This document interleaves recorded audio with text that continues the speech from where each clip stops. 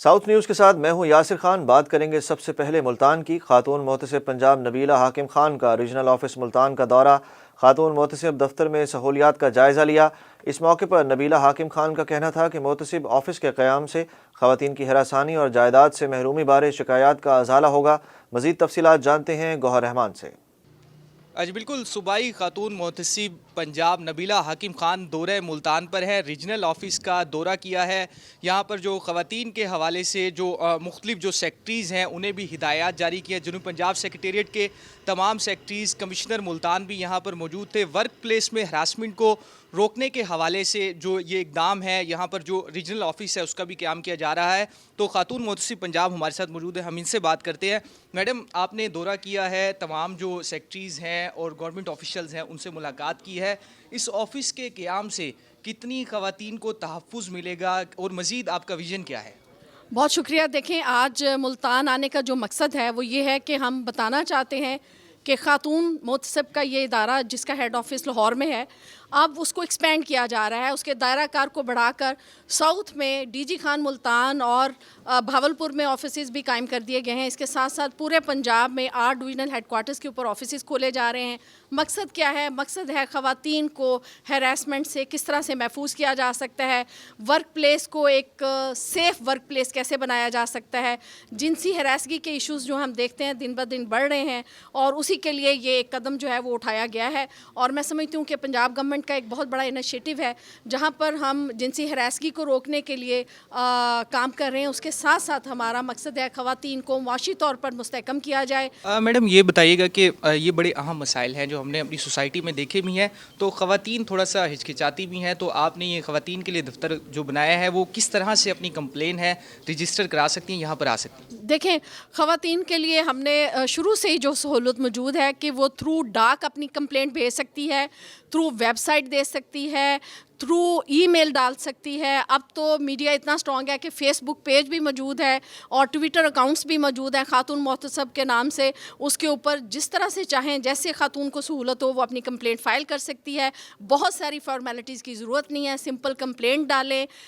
کسی کے تھرو بھی وہ اگر اپنا مدعا بیان کرنے کے لیے کسی کو بھیجنا چاہتی ہیں، اپنے کسی دوست کے تھرو، کسی فیملی ممبر کے تھرو بھی وہ اس کے سہارے سے آگے بڑھ سکتی ہیں اور اپنا حق حاصل کر سکتی ہیں۔ جی بالکل، خاتون محتسب پنجاب نبیلہ حاکم خان کی جانب سے ملتان کے ریجنل آفس کا دورہ کیا گیا ہے اور تمام جو سیکٹریز ہیں ان سے ملاقات کی گئی ہیں۔ ان کا یہ کہنا ہے کہ اس آفس کے قیام کا جو مقصد ہے وہ جنوبی پنجاب کی خواتین کو تحفظ فراہم کرنا ہے۔ خاص طور پر ورک پلیس پر جو ہراسمنٹ کے واقعات ہیں ان میں تھوڑا سا اضافہ ہوا ہے، تو خواتین جنوب پنجاب بھر کی وہ اس آفس سے رجوع کر سکتی ہیں تاکہ انہیں ہر قسم کی ورک پلیس کے حوالے سے جو ہے وہ تحفظ فراہم کیا جا سکے۔ جی، جام پور کے حلقہ NA 193 کا ضمنی الیکشن، چیئرمین تحریک انصاف عمران خان نے ضمنی الیکشن کے لیے کاغذات نامزدگی حاصل کر لیے۔ عمران خان حلقہ NA 193 سے 2 کاغذات نامزدگی جمع کرائیں گے۔ عمران خان کے کاغذات ڈسٹرکٹ الیکشن کمیشن کو جمع کرانے کے لیے محسن خان لغاری راجن پور روانہ ہو گئے۔ ضمنی الیکشن میں 19 امیدواروں نے کاغذات نامزدگی کے 45 فارم وصول کیے۔ NA 193 کی سیٹ سردار جعفر خان لغاری کی وفات پر خالی ہوئی تھی، جس پر 26 فروری کو الیکشن ہوں گے۔ صادق آباد میں ساؤتھ ٹوڈے کی خبر پر ایکشن، گوشت مارکیٹ میں گندگی کے ڈھیر اٹھانے میونسپل کارپوریشن کی مشینری پہنچ گئی۔ شہری کیا کہتے ہیں، جانتے ہیں ملک طلحہ اکمل سے۔ جی بالکل، ساؤتھ ٹوڈے بنا صادق آباد گوشت مارکیٹ کی آواز۔ کل ساؤتھ ٹوڈے نے صادق آباد گوشت مارکیٹ کی خبر نشر کی تھی۔